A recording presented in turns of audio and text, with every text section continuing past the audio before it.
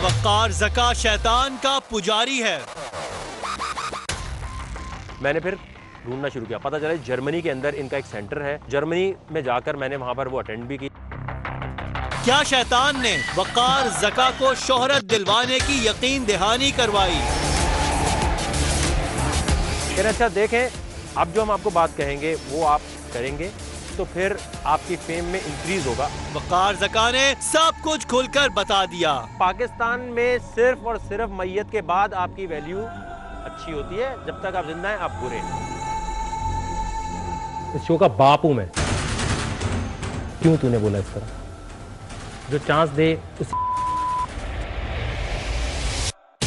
अस्सलाम वालेकुम, मैं हूं मुकर्रम कलीम और आप देख रहे हैं प्रोग्राम इंकशाफ। और आज का इंकशाफ है बहुत ही ख़ास, पाकिस्तान की एक ऐसी पर्सनैलिटी के बारे में जिन्होंने सोशल मीडिया पे तो अलग धूम मचाई हुई है, लेकिन उनकी ज़ात इतनी यूनिक है कि उन जैसा ना तो पहले पाकिस्तान में और हमारी मीडिया इंडस्ट्री में कोई आया और ना मेरा ख्याल आ सकेगा। मैं बात कर रहा हूँ वक़ार ज़का की। अस्सलाम वालेकुम वक़ार। वालेकुम सलाम, क्या हाल है आपके? मैं बिल्कुल ठीक। वक़ार, वेलकम टू द शो। शुक्रिया बुलाने के लिए।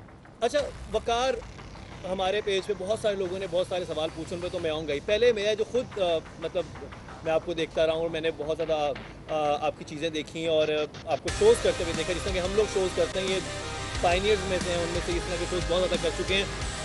हमेशा मुझे ध्यान में आता था कि वक़ार खुद क्या है, जो कैमरे पे नज़र आते हैं क्या वही वक़ार है, या वो अपने आप को दिखाना ये चाहता है, या असल में भी वक़ार ऐसा ही है ज़िंदगी में? होता ये मुकर्रम, जैसे आपने बताया ना कि पायनियर क्या चक्कर नहीं होता, जिसका पहले ही बार जो भी कुछ कर ले तो उसको कह दिया जाता है ये शायद पायनियर है। अगर आप उस एज में होते, उस ब्रैकेट में होते उन दिनों में, तो शायद आप पहले ये शो शुरू कर लेते। मौके की बात होती है, मौका जिसको लग जाए। तो मैं ये नहीं कहूँगा जी मैं कोई बहुत बड़ा ट्रेंड सेटर बन गया। मैं क्या बचपन से मेरे साथ एक इसकी एग्जाम्पल ये है कि मेरे घर वाले मुझे ये बताते हैं कि जब आपको हम कहते थे कि भाई यहाँ बहू है, यहाँ नहीं जाना, तो मैं वहीं जाता था। मुझे कोई कहता था कि भाई इस कब्रिस्तान में नहीं जाना, यहाँ जिन है, तो मुझे बचपन से, असल में हमारे माशरे में बचपन से क्या बताया जाता है, खा लो अल्लाह बाबा आ जाएगा, ये कर लो तो ये हो जाएगा, एक डर बिठाने को। लेकिन मेरे अंदर मेरे घर वाले ये बताते हैं कि भाई हम तुम्हें नहीं बोलना छोड़ दिया था, क्योंकि तुम्हें हम जो बताते थे तुम कहते अल्लाह दिखाओ किधर है, तुम प्रूफ मांगते थे बचपन से, तो हम तंग आ गए थे तुम्हें बता के। हाँ, मुझे अगर आप ये कहेंगे ना कि यार इधर कोई चीज़ है तो मैं कहूँगा लाओ दिखाओ। तो मैं बचपन से इस चीज़ में बहुत ज़्यादा था कि भाई मुझे प्रैक्टिकल देखने की चीज़ बहुत शौक होता है कि मुझे पता चले। जैसे कोई भी चीज़ आ ले आए आप, तो मेरी पर्सनैलिटी हमेशा से ही ऐसी रही है। और लेकिन ये ज़रूर है कि जिस किस्म के मैंने शोज़ किए उसकी वजह से लोगों को ये लगता है शायद ये बहुत एग्रेसिव है, और एक बार मीडिया में आपकी जो पर्सनैलिटी पहली बार बन जाती है वो हमेशा रहती है। अमरीश पुरी साहब अगर आएंगे कभी, या शफकत चीमा साहब की बात कर लें, अगर वो अब लवी डवी कोई सीन आशिकी 2 टाइप का भी कर लेंगे, फिर भी लोग विलन के तौर पर याद रखेंगे। तो फर्स्ट इंप्रेशन मीडिया का हमेशा वो रहता है, और वो पड़ गया। लेकिन वरना मैं एक एंटरटेनर हूँ और मैं हमेशा आवाम को इंटरटेन करने की कोशिश करता हूँ। असल में आपका इंप्रेशन है क्या? मेरा एग्रेसिव इस तरह का, या बिल्कुल डिफरेंट? और नॉर्मल लाइफ में कैसे? नॉर्मल लाइफ में मेरा इंप्रेशन, जो मेरे साथ लोग हैं, जैसे आप भी मिलते होंगे, मैं बहुत ज़्यादा एंटरटेनिंग हूँ, इस लिहाज से कि मेरे साथ लोग बोर नहीं होते। मेरे साथ लोगों की जो कन्वर्सेशन करने की एबिलिटी है, और दूसरा यार मेरे अंदर ना वो जो आप टीवी पे देखते हैं, अगर लिविंग ऑन द एज की बात करें, जिसमें बहुत ज़्यादा लोग क्रिटिसाइज करते हैं, यार ये तुम कैसे बात करते हो, क्या बदतमीजी है।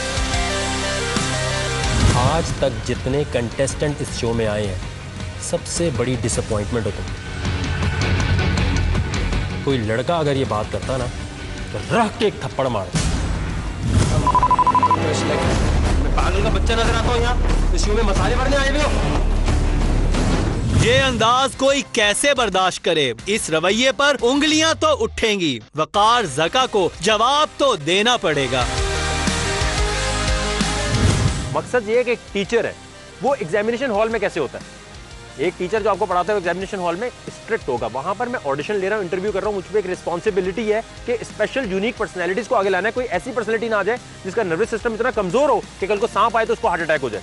तो वहां गुस्सा करने की वजह क्या है, उसका थ्योरी ये है कि भाई ये देखते हैं कि अगर मैं भी गुस्सा कर रहा हूँ, अगर ये गुस्सा बर्दाश्त कर गया तो इसका नर्वस सिस्टम स्ट्रॉन्ग है, ये अगर कूल रहता है तो ठीक है, अगर ये टास्क नहीं भी कर पा रहा तो इसकी पर्सनैलिटी इतनी स्ट्रॉन्ग है, कल को हाइट पे जाएगा तो गिरेगा नहीं। तो उसका एक मकसद है। लेकिन लोगों ने शायद सोच लिया शायद ये बात ही ऐसे करता होगा, बहुत ही बदतमीज है। हाँ। लड़कियों से बात करने की तमीज नहीं है। ये तो फोर्सेस में भी होता है, जब किसी को एग्जैक्टली आइडिया भी वहीं से उठाया गया था। और 2002 में, और देखें आइडिया इतना स्ट्रॉन्ग था कि हिंदुस्तान टाइम्स के अगर आप आज गूगल करें आप, हिंदुस्तान टाइम वकार ज़का लिखेंगे ना तो आपके पास आ जाएगा कि इंडिया ने ये बात खुद मानी हुई कि रोडीज उनका शो जो है उन्होंने यहाँ से आइडिया लिया है, बाकायदा ईमेल की उन्होंने, और हमें उस जमाने में नहीं पता था कि फ्रेंचाइज भी कोई चीज़ होती है। हमने कहा कर ले, हम तो खुश इस बात पे थे कि पड़ोसी मुल्क कर रहा है, बड़ी चीज़ है, लेकिन उन्होंने किया, उन्होंने एडमिट भी करते हैं, लेकिन लोग ये सोचते हैं शायद उनसे हमने आइडिया उठाया हुआ है। ऐसा नहीं है, वो खुद भी एडमिट करते हैं और जो अपलोडिंग टाइम है यूट्यूब पे या बाकी नेटवर्क पे वो भी आप देखेंगे कि उनके सीजन बाद में बने। तो मुझे ये बहुत प्राउड फील होता है कि मैंने एक ऐसा फॉर्मेट डिज़ाइन किया था जो दुनिया में कहीं नहीं होता। इतना ज़हीन और तख्लीकी सलाहियतों का मालिक है वकार ज़का और रोशन कर रहा है पाकिस्तान का नाम, तो फिर क्यों इस कदर है बदनाम? क्यों उससे नफरत करते हैं अक्सर नौजवान? क्या है वकार ज़का की असल पहचान? क्या वाकई वकार ज़का शैतान का पुजारी है? कौन था वो जो उसे कैरियर के आगाज में मिला और शोहरत की बुलंदियों पर पहुँचाने की खुशखबरी सुना गया? क्या वाकई वकार ज़का करता है शैतानी ताकतों का इस्तेमाल? आज के प्रोग्राम में होंगे कई धमाकेदार इंकशाफ।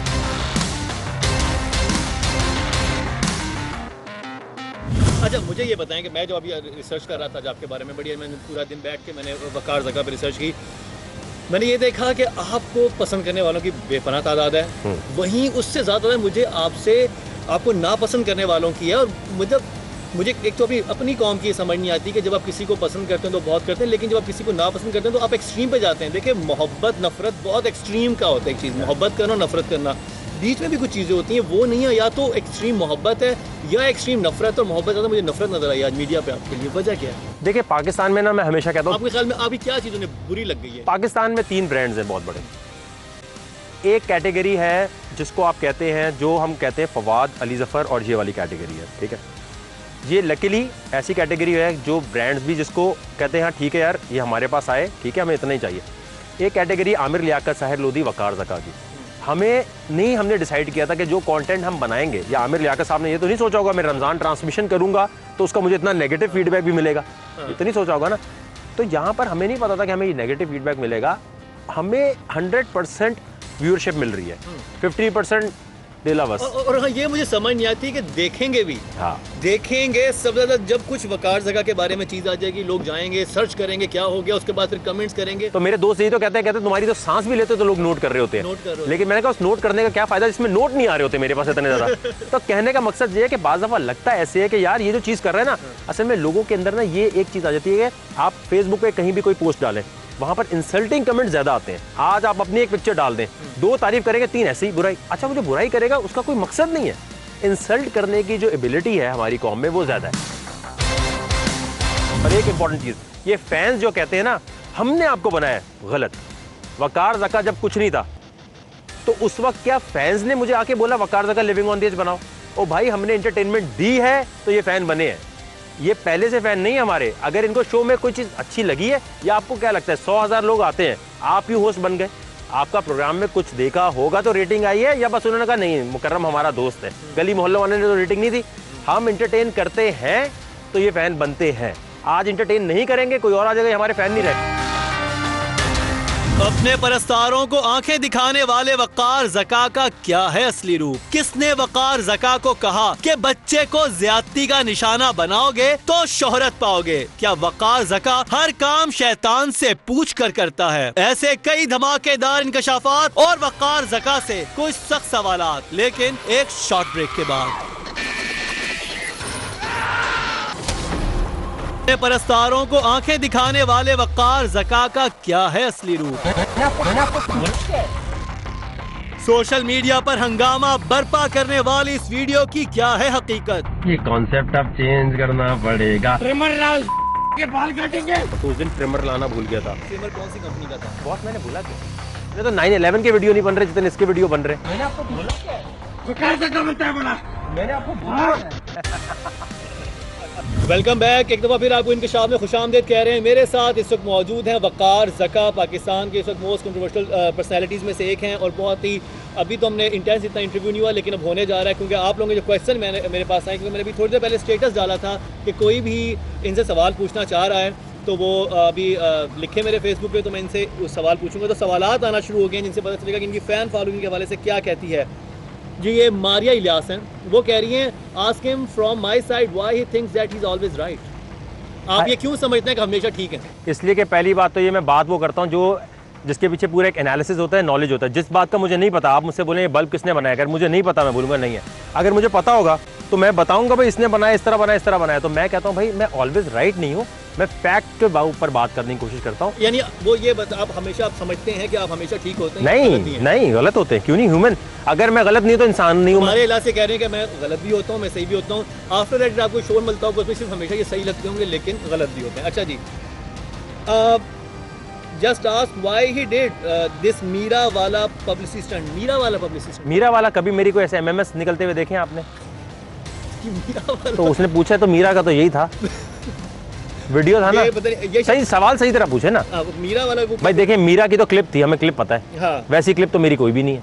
अच्छा, एक और सवाल आया। Ask him how does he feel when he wakes up every morning, sees a person in the mirror who has been insulted and mocked by entire nation just for few days. Rizwan Zafar ये पूछने कि जब आप सुबह उठते हैं आप अपने को देखते हैं कि मैं वो बंदा हूं जिसको तो बहुत लोग नफरत करते हैं, सारे लोग नफरत करते हैं।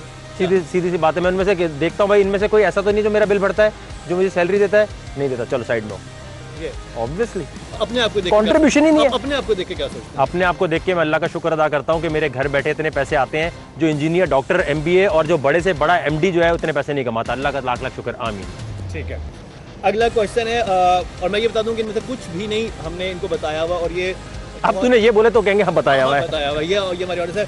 व्हाई ही सो लेम उस्मान इश्क। अच्छा देखिए, लेम की डेफिनेशन होनी चाहिए। लेम अगर कोई मुझे कह रहा है तो फिर वही बात है कि इनका नाम क्या बताया? उस्मान इश्क साहब। नहीं, ये भी मेरा बिल नहीं पे करते। Good, great answer. Ghazal Munir, why he does always so cheap just to get attention. Ghazal Munir, नहीं, इनका भी मेरे कोई बिल में कोई कंट्रीब्यूशन नहीं है। लेकिन देखें, चीप की डेफिनेशन अलग है। अब चीप ये भी है कि अगर मुझे कोई इन लड़की, अब ये जो लड़की इनकी तस्वीर दिखाए, मेरी तरफ मुझे दिखा दें। तस्वीर नहीं किसी और की लगाई हुई तस्वीर। गजल मुनीर, चले तो ये दिखाए क्या लगाया हुआ इन्होंने? अच्छा, वो लगाया हुआ। अच्छा, ये वो लड़कियां होती है ना जो खूबसूरत नहीं होती, वो पहाड़ की लगा देती हैं, कहती है हमारी सिर्फ नेचर अच्छी है। तो सिर्फ उन्हें बाद में सही नहीं है। हंसते मुस्कुराते वकार ज़का से पूछने के लिए एक शख्स ने भेजा एक आग लगाने वाला सवाल। क्या हुआ इसके बाद, क्या मिला जवाब? अच्छा, एक और गजल मुनीर का दूसरा सवाल। Ask him if he is Freemason. पहली बात तो इल्यूमिनाटी क्या शैतान की पूजा करते हैं वाला आ गया जी। क्या वकार ज़का शैतान की पूजा करता है? ये जो आप साइन देखें, पहली बात तो ये क्लियर कर लें, ये निशान जो है ये इसको आज लोग खुदा के वास्ते नोट कर लें। मैं तो हैरान हूँ कि वालों ने भी 1000 आर्टिकल छाप दिए कि वकार ज़का का साइन ये है, ये शैतान का साइन है। ये नहीं है भाई, यूं है। ये लोगो क्रिएट किया हुआ है, जैसे लोगो क्रिएट। अब ये पाकिस्तान में कभी कोई लोगो इंडिया में क्रिएट नहीं हुआ, हर किसी ने गोरे के उठाया हुआ है। तो मैंने अपना एक लोगो क्रिएट किया, उंगलियां बची थी, बाकी सारी यूज हो गई थी, तो ये बच गया। मैंने कहा भाई जो ये बनाएगा वो he lives on the edge. इसका मतलब है कि मुझ में जो हिम्मत है वो तुम में नहीं है, आओ प्रूव करो। ये मतलब है। तो वो शैतान वाला नहीं है, वो शैतान ये है यार, ये तो बता कॉमन सी बात है। और शैतान की पूजा का क्या मतलब है? शैतान की पूजा का मतलब ये है कि भाई कोई इस तरह का मंदिर, कोई जगह होगी जहाँ जाके आप बोलते हैं ए शैतान कामयाबी दे, कुछ क्या बोलते हैं, वो क्या है?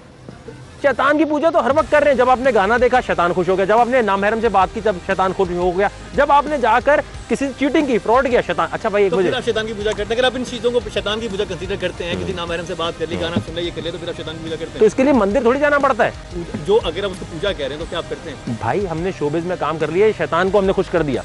इस्लामिक शोबिज कोई चीज नहीं होती। Is there a thing which is called Islamic showbiz? इस्लाम शोबिज का कोई मजहब ही नहीं है, तो ये शैतानी काम ही हुआ ना भाई।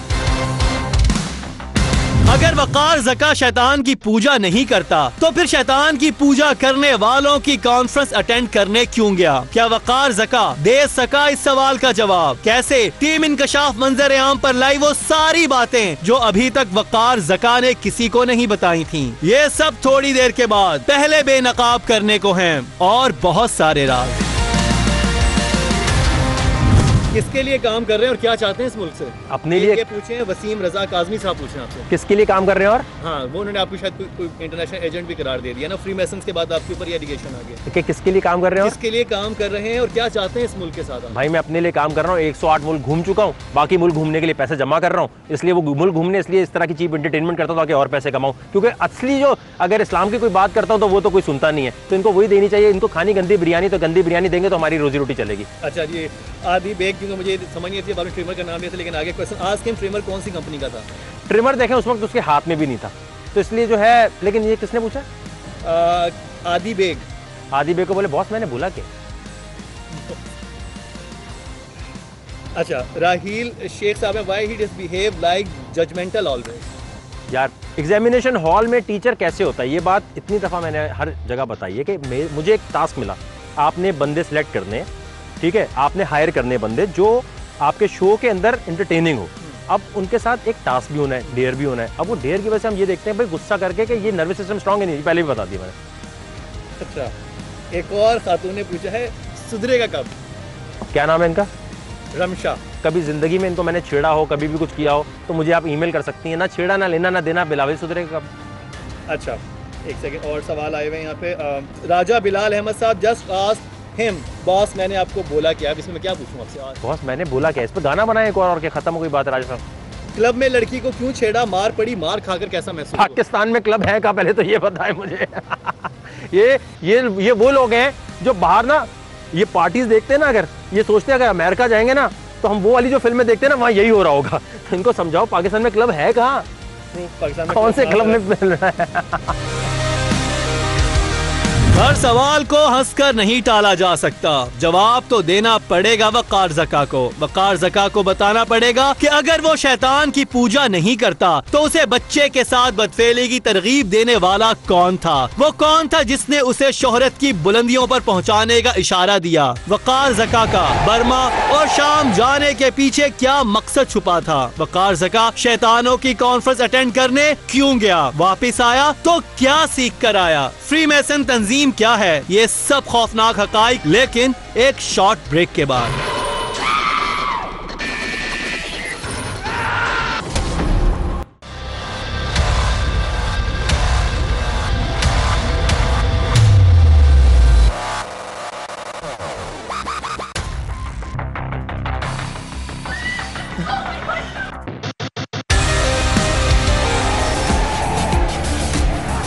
मोहम्मद असद ने पूछा है बर्मा और हल्ब जाने का मकसद क्या था, उसकी चैरिटी स्कीम कितनी हकीकत है? देखें उसका सबसे सबसे सवाल हाँ, पहला सवाल जो है मुझे बिल्कुल देखें ये कोई सेंसेबल बात इन्होंने की है तो उसका जवाब भी ये है कि और मैं बड़ा भाई मैं पर्सनली बहुत इंप्रेस हुआ था जब आपकी मैंने वीडियोस देखी थी बर्मा वाली, स्पेशली बर्मा वाली, क्योंकि उसका कोई भी नाम नहीं लेता। असल में पेशावर के टाइम से मैं बहुत ज़्यादा काम कर रहा हूँ, लेकिन बर्मा और सीरिया शायद फैशन में था तो लोगों को ज़्यादा नज़र आ गया। मेरा मकसद ये है कि अगर मैं हिम्मत वाला अपने आप को कहता हूँ कि जी मैं बहुत आउटस्पोकन यूनिक और मैं हर जगह जा सकता हूँ, तो पहली बात तो मुझे सेलिब्रिटी प्रोटोकॉल से निकलना है। सीरिया बर्मा में मुझे कोई नहीं जानता था, वहाँ जाने का पहला मकसद ये था कि मैं ये दिखा सकूँ कि यार मुझे सेलिब्रिटी बनने की ज़रूरत नहीं है, अगर मुझे किसी भी जगह जाके अपनी हिम्मत प्रूव करनी है। अल जजीरा, BBC कोई 2013 के बाद बर्मा के उस शहर में जिसका नाम सिटवे वहाँ नहीं जा सका, कोई NGO नहीं जा सकी। 2012 की फुटेज आज भी न्यूज़ चैनल चलाते हैं जब कहते हैं वहाँ धमाका हुआ है। आप फुटेज देखें और पुरानी कंपेयर करें सारी। वहाँ जाने का सबसे बड़ा मकसद ये था कि मैं जाके ये दिखा दूँ कि अगर मैं यहाँ जाके लोगों की हेल्प कर सकता हूँ तो कम से कम आप अपने गली मोहल्ले में तो हेल्प कर सकते हैं। भाई वकार ज़का वहाँ जा रहे हैं तो आप अपने गली मोहल्ले का मसला हल करने के लिए NGO का वेट क्यों कर रहे हैं? अच्छा, अब क्योंकि दजाल, फ्रीमेसन और ये जो सारे इल्यूमिनाटीज हैं और ये सब सीक्रेट सोसाइटीज़ बनी हुई हैं, दुनिया को रन कर रही हैं, शायद दुनिया इनके हाथ में है और ये वेट करें दजाल ने आना, ये आना है, ये मैंने बहुत बचपन सुना। और जब मैं टीनेजर था और बहुत सारे टीनेजर्स जब आप यंग होते हैं स्पेशली आप चीज़ों के बारे में बहुत क्यूरियस होते हैं। आपने कहा कि आपने इनकी कॉन्फ्रेंस भी अटेंड की हुई, आप भी क्यूरियस है कि आप वाकई फिर आप इस चक्कर में थे या आप फ्रीमेसन बनना चाहते थे या आप इस टाइप की चीज़ बनना चाहते थे? क्या था, आप क्यों क्यूरियस थे और क्या आप इस चीज़ आप बनने के लिए उन सब चीज़ों के पीछे गए? अच्छा देखिए, मैं आपको बिल्कुल एक सच्ची अपनी चीज़ बता रहा हूँ। 2004 में जब मैंने ज्वाइन किया था अपना चैनल और नॉर्मल ऑडिशन देकर गया था, तो और ये बिल्कुल सच्ची चीज़ है, कोई फैब्रिकेटेड चीज़ नहीं है, किसी ने मानना है माने ना माने ना। मेरे पास उन दिनों में मैं नॉर्मल शो करता था, एक पहला शो मेरा था क्रोमा बेस्ड, बात होती थी टॉप 10 है, ये गाना वो गाना, नूरी के गाने आ रहे हैं, EP के गाने आ रहे हैं। उन्हीं दिनों में की कैंटीन थी और उस कैंटीन पे मुझे एक साहब मिले बिल्कुल नॉर्मल से।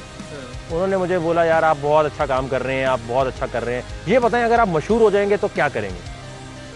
और ये बात है मार्च 2002 की, सॉरी 2002 हाँ, मार्च, मैं भूलता नहीं हूँ। हाँ, नॉर्मल सा एक बंदा था। तो मैंने बोला, हम कैंटीन पे बैठे थे, कैंटीन वहाँ की बड़ी फ्रैंक जोन होता है हमारे लिए। मैंने कहा भाई जो सब मशहूर होना चाहते हैं वैसे मैं भी होना चाहता हूँ, बताएं कैसे होंगे? तो उन्होंने अच्छा आप मशहूर हो जाएंगे। उसने बोला आप मशहूर हो जाएंगे। मैंने कहा ठीक है।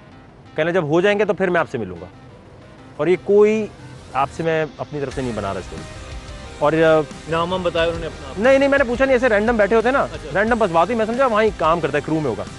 2005-06 के अंदर मेरे पास कैंटीन में, आप यकीन माने, वही साहब मिले। उसने मुझे बोला अब आपको फेम मिल गई है।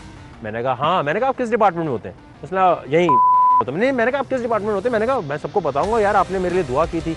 मैंने सोचा, तो उसने मुझे बोला कि बात दुआ की नहीं है, आपने मुझसे बोला था आपको फेम मिलेगी तो आप मेरी बात मानेंगे। मैंने कहा मैं आपकी क्या बात मानूँ?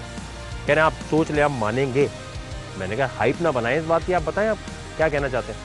कह रहे अच्छा देखें, अब जो हम आपको बात कहेंगे वो आप करेंगे तो फिर आपकी फेम में इंक्रीज होगा। और 2007-06 तक मैं I was not hated by any one. मैंने कहा तो अब बताएं मुझे करना क्या। उसने बोला अच्छा भाई देखें, आपको यूज़ करना है और 3-4 दफ़ा करना है। मैंने कहा यार ये तो मैं नहीं कर सकता ये आप। अच्छा मेरे साथ एक और डायरेक्टर बैठा हुआ था। मैंने कहा मैं तो नहीं कर सकता यार ये चीज़। तो कहने लगा अच्छा चलें ठीक है, आप। मैंने कहा अपना नंबर तो दे दें। नहीं आई एम नॉट एग्जैजरेटिंग। और इसको मतलब आप, सॉरी मैं शॉक्ड हो गया हूँ, आपके पास एक साहब आए आपके अपने ऑफिस में से उठ के, उन्होंने कहा कि आपने मेरी बात माननी है कैंटीन पे और उन्हें 4 साल बाद जब आप फेमस हो जाएंगे उसके बाद माननी है। हाँ। और जब फेमस हो गए वो दोबारा आपके पास है, तुम्हारे पास फेम आ गया, मेरी बात मानो। और वो बात ये थी कि आपने यूज़ करना है, आपने किसी करना है। तो मैंने कहा मैं तो नहीं कर सकता यार, मैं तो नहीं कर सकता। मैंने कहा, उसने मुझे बोला कि अब वकार ज़का आपके साथ ऐसा होगा कि आपकी फेम ही आपके लिए सबसे बड़ा मसला बन जाएगी। मैंने कहा अच्छा भाई ठीक है। मैं समझा कि मजाक हो रहा है। वो दिन है और आज का दिन है, तो मैं दोनों चीज़ें देखता हूँ। मैं ये भी देखता हूँ कि लोग मुझसे बहुत नफरत भी करते हैं। हालांकि आप ये देखें वकार ज़का से नफरत करने का जवाब क्या है। तो मुझे समझ वो क्या था वो, मतलब मुझे नहीं मिला ना बंदा दोबारा। मैं आपको खुदा की कसम, मुझे इसके बाद वो बंदा नहीं मिला कभी। लेकिन उसने मुझे कहा था ये फेम तुम्हारे लिए इतनी ज़्यादा भयानक हो जाएगी कि तुम परेशान हो जाओगे। और आज देखें मेरे पास, मैं बर्मा चला जाऊं, सीरिया चला जाऊं, लेकिन लोग फिर भी नफरत करते हैं। लोग यही बोलते हैं शायद बर्मा में नहीं है, थाईलैंड में बैठा हुआ है, ये सीरिया नहीं गया, ये टर्की में बैठा हुआ है। और एक फुटेज दिखानी पड़ती है, एक बाज़ दफ़ा लोग कहते हैं आप इतना एक्सप्लेन क्यों कर रहे हैं। एक्सप्लेनेशन दे के थक जाता हूँ, लेकिन नहीं होती वो चीज़। उसके बाद वो फेम मेरे लिए, और मुझे लगता है शायद तो उस आदमी से दोबारा बात हुई? नहीं हुई कभी, कोई नंबर भी नहीं दिया, कभी भी नज़र नहीं आया मुझे। और वो आज मैं सोचता हूँ ना, उसके बाद मैंने कहा यार किसी ने मुझे बोला शायद ये कोई इल्यूमिनाटी होगा या ये होगा, मुझे नहीं पता कौन था। मैंने फिर ढूंढना शुरू किया, पता चला जर्मनी के अंदर इनका एक सेंटर है, जर्मनी के अंदर होता है जहाँ पर इनकी कॉन्फ्रेंसेस होती हैं नवंबर के मार्च के अप्रैल के एंड में होती हैं हर साल। तो जर्मनी में जाकर मैंने वहाँ पर वो अटेंड भी की। वकार ज़का ने ऑन कैमरा एतराफ़ किया कि उसने फ्री मेसन कॉन्फ्रेंस अटेंड की। वो कॉन्फ्रेंस जहां दुनिया भर से शैतान के चेले शिरकत करते हैं और पूरी दुनिया में शैतान का राज कायम करने और नेटवर्क फैलाने की प्लानिंग होती है। वकार ज़का फ्री मेसन की इस कॉन्फ्रेंस से कितना मुतासिर हुआ? क्या यही वो वक्त था जब उसने खुद को शैतान का पैरोकार बना लिया? क्या यही वो वक्त था जब वकार ज़का को शैतानी ताकतें मिली? क्या वाकई वकार ज़का इस्लामी जमहूरिया पाकिस्तान में शैतान का प्रचार कर रहा है? आग लगा देने वाले ये सारे इंकशाफात कुछ देर के बाद। पहले सोशल मीडिया पर वायरल होने वाली वकार ज़का की वीडियो पर बात।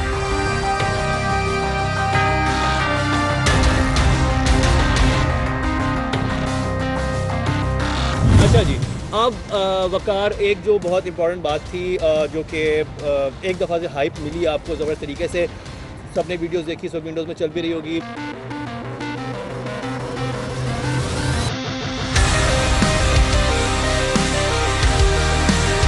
सोशल मीडिया पर हंगामा बर्पा करने वाली इस वीडियो की क्या है हकीकत? क्या ये सब सोची समझी प्लानिंग थी? क्या वकार ज़का और जुनेद ने मशहूर होने के लिए लड़ाई और फिर सुलह का ड्रामा रचाया? सोशल मीडिया पर इस वीडियो के बारे में एक खातून ने जो वीडियो पैगाम जारी किया, क्या वो सच था? क्या खातून की ये बात दुरुस्त है कि लोग वकार ज़का और जुनेद के हाथों बेवकूफ बने हैं? ये क्या सारा था? Publicity stunt? क्या ये पब्लिसिटी स्टंट था? यार देखें, मुझे एक बात नहीं समझ आती कि ये इंसिडेंट जो था ये शो करता है कि हमारी कौम को दूसरे की इंसल्ट में कितना मज़ा आता है, किसी की मिजरी में कितना मज़ा आता है। पहली बात तो ये, कभी मैं कोई हाइप नहीं बना रहा, लेकिन बर्मा सीरिया की एक न्यूज़ एक चैनल ने कभी नहीं चलाई। हालांकि उससे बड़ी चीज़ है ही नहीं। BBC ने मुझे बुला लिया लंदन, लेकिन पाकिस्तान का एक न्यूज़ चैनल ने एक टिकर नहीं चलाया। दूसरा सवाल ये है कि एक लड़ाई अगर हुई है उसके बाद अगर अमेरिका में भी दिखाया जाए कि किसी के दरमियान सुलह हो गई तो कहते पीस हो गया, गुड। हमारे क्या, नहीं लड़ो लड़ो, लड़ रहे क्यों नहीं हो? यानी आप ये चाहते हैं या तो उसकी मार होती, मैं उसको मार दूं, या मेरी मार होती। हाँ, ये मतलब ये तो वाकई ये सही आपने सवाल उठाया कि अगर लड़ाई थी भी, आप स्टंट नहीं मान रहे इसको। बॉस मैंने बोला क्या बोला? मैं वही तो बोल रहा हूँ, बॉस मैंने बोला कि इतना टफ क्यों हो रहे हैं?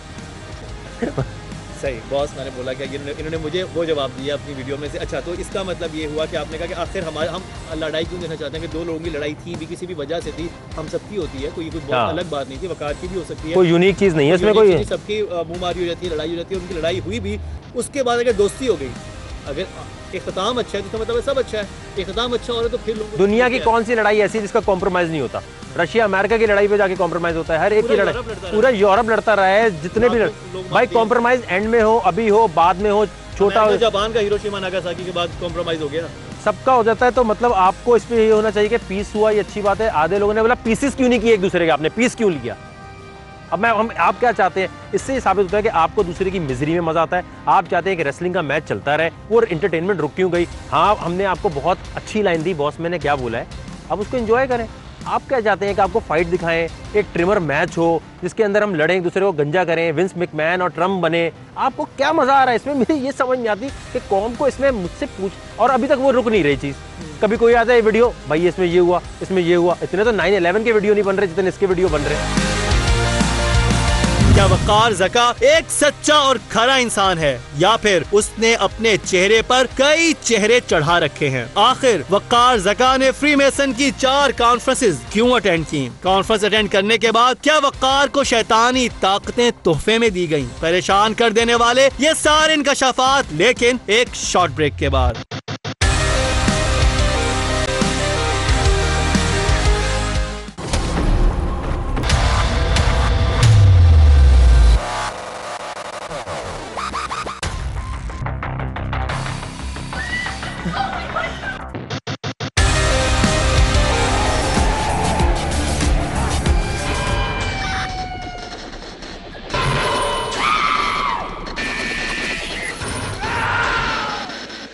अच्छा, आप फ्रीमेसन इल्यूमिनाटीज की कॉन्फ्रेंस है उसमें आप गए? हाँ, लेकिन वो कोई इतनी बड़ी चीज नहीं है। वो था क्या, हो क्या रहा था? देखें, कुछ भी नहीं था, बैठ के एक बकवास सी बात हो रही थी, कमर्शलाइज्ड एक चीज करने की बात हो रही होती है कि जी हम आपको सक्सेस भी देंगे, हम ये भी देंगे, ये भी देंगे, लेकिन ये सब बकवास बात है। कहीं भी इल्यूमिनाटीज और ऐसी बात होती है तो इसमें फेक, जैसे यहाँ पर आलिम बैठे हुए ना जो फेक जादू का क्लेम करते हैं, तो वही चीज वहाँ हो रही थी। और कोई भी कहने लगे जी इसकी। अच्छा, कौन लोग आए हुए थे? फेमस लोग आए हुए थे, बहुत रिच लोग आए हुए थे, क्या था? बस वो लोग थे जिनका, देखें, एक होता है एथियस्ट होता है। देखें, इंसान की फितरत है कि हम किसी के आगे झुकना चाहते हैं, एक नेचर है।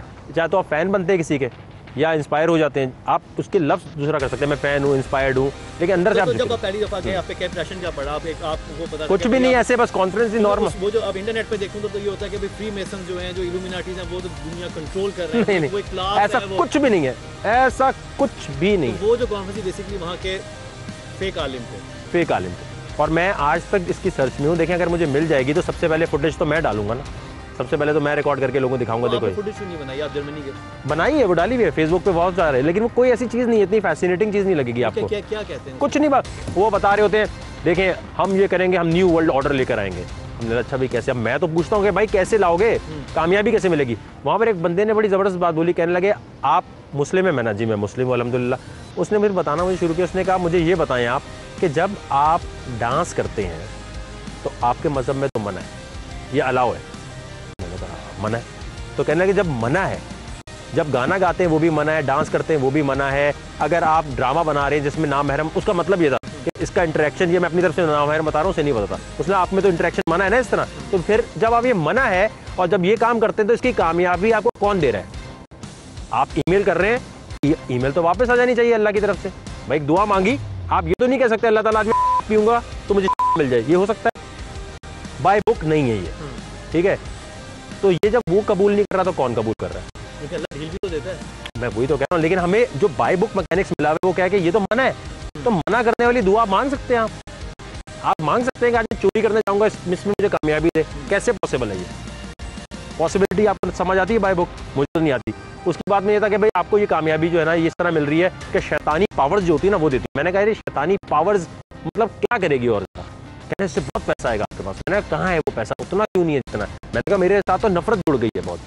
तो मैं जिसको भी ये वाक्य बताता हूँ ना, वो कहते हैं नहीं नहीं ऐसे नहीं होगा, तुम अपनी तरफ से बना रहे हो। इसलिए मैं आपके अलावा आज तक मैंने कहीं ये बात बोली भी नहीं है, ना मैंने अपने फेसबुक पे बोली, ताकि कोई ये ना सोचे यूट्यूब के पैसे बनाने के लिए कर रहा है या फेसबुक के लाइक्स लेने के लिए कर रहा है। इसलिए दूसरे के प्रोग्राम में से करना कोई मुझे नहीं बोल सकता, कोई मुझे पैसे देगा तो नहीं आपने बुलाया ना गेस्ट को कोई पैसे मिल रहे हैं। तो यहाँ बताने का मकसद ये है कि अगर आपने इतनी इंटेंसिटी से पूछा तो मैं आपको सच बात बताऊँ। उसका कहने का मतलब ये था कि भाई जितनी भी चीज़ें आप शोबिज़ में करते हैं, इसकी कामयाबी कैसे मिल रही है आपको। एंड ही मेक सेंस कि भाई हम तो मना किया मैंने काम करने से। मैं इस बात को कहता हूँ नहीं यार, अल्लाह कहता है कि यार जो दुनिया में भेजा है तो आप गलती भी कर रहे हैं, वो ढील देने वाली बात। जैसे आपने उसके बाद अब मैं आपको बताऊँ, मुझसे लोग बोलते हैं कार भाई आप बताना नहीं हम इल्यूमिनाटी बनना चाहते हैं। मैंने कहा इल्यूमिनाटी बनते कैसे, मुझे भी तो बता। मैं कह रहा हूँ आप मेरे से बनने करना क्या चाहते हैं, यही ना। आप मुझे एक बात बताएं, ये तो कहा जाता है आज आप शैतान की पूजा करेंगे, उसके बाद अच्छा भाई पहली बात तो होगी कैसे, चलो मान लिया बदकारियां कर रही हो गई, मिलेगा कैसे, मिलेगा कोई है ही नहीं चीज। ये एक देखें, जैसे अगर आज मैं क्लेम कर दूं ना कि नाउजुबिल्ला जी मेरे पास कोई पावर है, तो मैं आपको बताऊं बहुत लोग अगेंस्ट जाएंगे, लेकिन 50% ऐसे होंगे जो कहेंगे यार हम मान लेते हैं वकालत। इंसान की फितरत है झुकना। और मैं कहता हूं कोई इल्यूमिनाटी कोई फ्रीमेसन सब बात ये जो कहते हैं ना एक आंख ये ट्रायंगल, ये एक आंख ये क्या है। मैं ये कहता हूँ, अभी मानता हूँ सब कुछ अल्लाह के हाथ में। सज्जाद अली साहब आज अगर कुछ भी कर लें 10-20 लाख से ज्यादा उसको पैसे नहीं मिलेंगे। आते मसले को 70 लाख रुपए मिलते हैं कॉन्सर्ट जिसने प्रैक्टिस ही की। इसका मतलब ये आप बोले सज्जाद अली अच्छी नहीं गाते या रियाज कम है, इसका मतलब ये जब तक अल्लाह नहीं चाहेगा आपको नहीं मिलेगा। अपना फेथ देखे, या फिर भगवान के सामने झुके या अल्लाह के सामने झुके, जिसके सामने झुकना है फिर झुके प्रॉपर, अपने फेथ में मिलावट करें, अपने फेथ में मिलावट न करें। और इल्यूमिनाटी जो हमारी यूज होती है सर्च बहुत ही स्पेसिफिक डॉक्टर है, ऐसा कुछ भी नहीं। और सीधी राह पे अच्छा चाहें, बेहतरीन चाहें तो आप कामयाब होंगे। मेरा वही सवाल आपसे, 5 साल बाद आप कहाँ अपने आप को देखेंगे? सर मुझे तो ये पता है 5 मिनट के बाद मुझे जाना है, और क्योंकि मैं सिंगल हूँ तो मुझे अपनी सिंगल लाइफ एंजॉय करनी है। हाँ, और ये फिर आपने ऐसी बात कर दी, फिर मसला खड़ा हो जाएगा। नहीं तो सिंगल लाइफ